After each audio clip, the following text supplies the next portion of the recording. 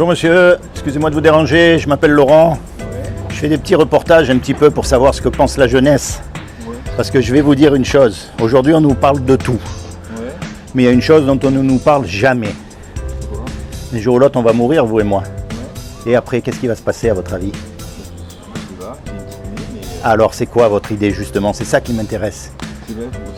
Non, mais c'est pour savoir. Moi, je fais un reportage justement. Je m'adresse aux gens de différentes religions, de différentes races, de différents niveaux sociaux, tout ce que vous voulez. Et justement, j'aimerais savoir ce qu'ils pensent. Après, qu'est-ce qui va se passer à votre avis? Parce qu'une chose est sûre, on meurt. Et même si je vous souhaite de vivre jusqu'à 120 ans en très bonne santé, je ne peux pas vous garantir 5 minutes. On est d'accord? Donc après, vous allez où? Au paradis, j'espère. D'accord. Alors comment vous savez si vous allez au paradis ou pas? Vous avez une religion ou quelque chose? Ouais, c'est personnel, genre... Oui, non mais... Ouais, je suis chrétien, moi. Alors vous devez être bon. Alors un chrétien, il croit qu'il va au paradis. Oui. Peut-être. Peut-être, si on fait des bonnes actions. Ici, alors comment est-ce qu'on sait si on fait quelque chose de bien ou si on fait quelque chose de pas bien? Ça c'est moral, c'est personnel. Est-ce que vous connaissez les 10 commandements? Oui.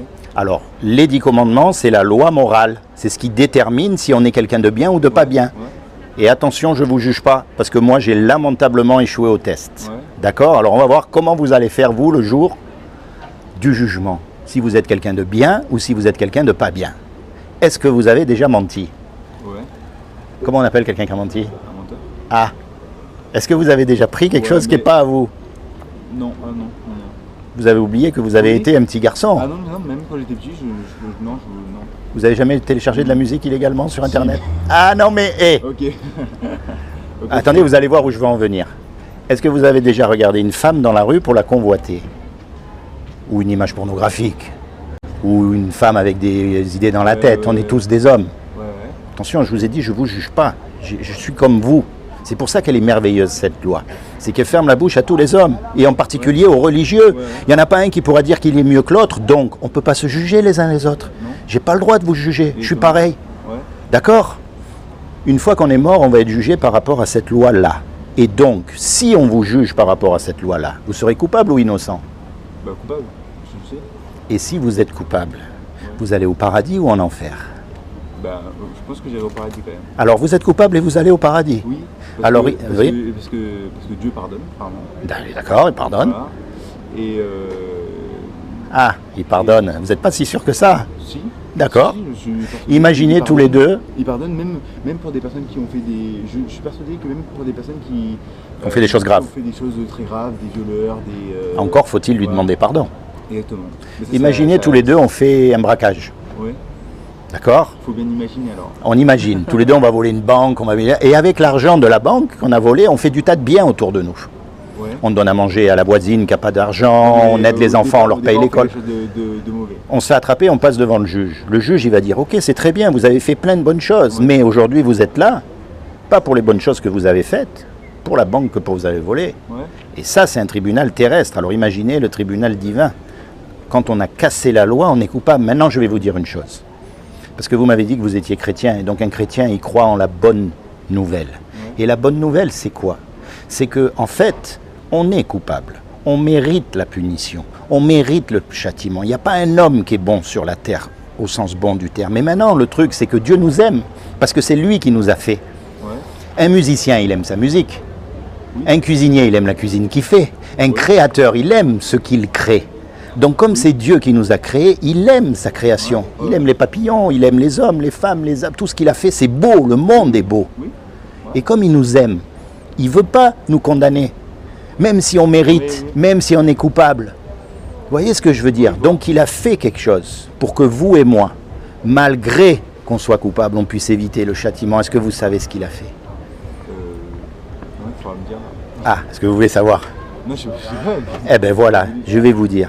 Dieu lui-même, comme il n'a trouvé aucun homme sur la terre qui soit parfait, il est descendu lui-même sur terre et il s'est revêtu d'un corps. Il s'est habillé avec un corps qui est Jésus. Et il est mort à votre place et à ma place sur la croix.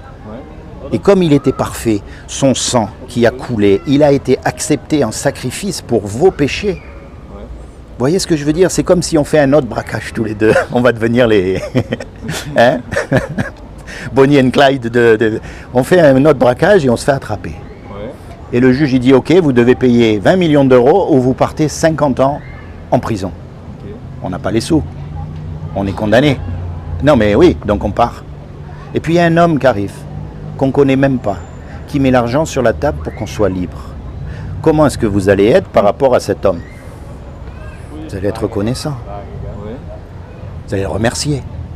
S'il vous demande un service, vous allez le faire. Eh bien, c'est ce que Jésus a fait pour nous. Lui qui était là-haut dans son paradis, on va dire, il est descendu sur terre pour prendre tout le péché sur ses épaules, pour mourir à notre place. Et tout ce qu'il demande en retour, c'est de l'accepter dans son cœur comme son sauveur et son Seigneur. Sauveur parce que le jour du jugement, comme tout jugement, il y a un procès, donc on a besoin d'un avocat. Et le meilleur des avocats, c'est lui, puisqu'il n'a pas péché. Ouais. Maintenant, vous pouvez choisir qui vous voulez, mais moi je choisis lui. Non mais vous voyez le truc, c'est pour ça qu'on l'appelle sauveur. Et Seigneur, parce que ce qu'il va nous dire, on va le mettre en pratique. C'est ça la foi chrétienne. Ouais. Vous voyez ce que je veux dire? C'est pas de me convaincre, je suis convaincu, je suis chrétien depuis oui, mais tout petit, quoi. Vous savez, on peut être chrétien Ouais.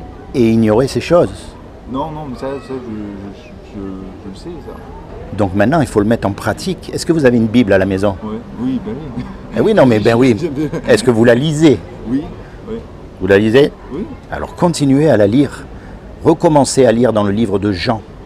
Parce que le but, si vous voulez, aller dans une église, c'est bien. Aller dans une assemblée, c'est bien. Vous êtes de quelle église, vous? Moi, il y a une seule église. C'est laquelle? C'est l'église de Jésus. En réalité, dans quelle église terrestre vous êtes? Ah, il y a à Fréjus. Vous connaissez à la Madeleine? Je vais à la Madeleine, je vais à Fréjus. Oui, voilà. Ouais, voilà. Je vais dans plusieurs. Je vais chez les Gitans. Ouais, c'est vrai. Je suis libre en fait. Les Gitans, voilà. Dans la zone Ça dépend parce qu'ils sont ils tournent. Oui, mais il y en a une à la zone de la Palute, je crois. Oui, il y a une petite église. Il y en a une à Vidauban. Voyez. Donc j'ai pas de dénomination si vous voulez. Je suis un chrétien. Je vais dans les églises chrétiennes ou dans des assemblées. Je préfère le terme parce que des fois je vais aussi dans des maisons où il y a des chrétiens qui se réunissent. Ça dépend. Vous savez, quand il y a 4 personnes, il n'y a pas besoin de louer un bâtiment qui coûte une fortune. Voilà. Donc je fais ça et j'encourage les gens. Je vais dans la rue pour les encourager. Alors, non pas aller dans une église, même si c'est très bien, mais à se rapprocher de Dieu personnellement. Parce que le plus important, c'est d'avoir cette relation personnelle. C'est quand on est tout seul, justement. C'est de parler à Jésus, de lui parler au travers de la Bible, de lire la Bible, de dire, tiens, là, est-ce que tu t'adresses à moi? Est-ce que ça me parle? Est-ce que ça ne me parle pas? Voilà. Et une fois que ces personnes ont une relation personnelle avec Jésus, après, elles peuvent se réunir ensemble et s'enrichir ensemble et apprendre. Et vous voyez ce que je veux dire? Voilà, c'est ça. C'est comment votre prénom? Samuel. Ouais. Moi, c'est Laurent. Sois béni, Samuel. Seigneur Jésus, je te demande vraiment que tu te révèles encore plus dans le cœur de Samuel. Vraiment que tu l'approches encore plus de toi, que tu le libères à tout jamais des derniers péchés qui puissent rester en lui, Seigneur, afin qu'il soit définitivement sauvé, lui et toute sa famille. Sois béni, mon ami. Tiens, et puis en remerciement, je vais te laisser un beau chèque. C'est les derniers billets, ils viennent de sortir. D'accord? Voilà.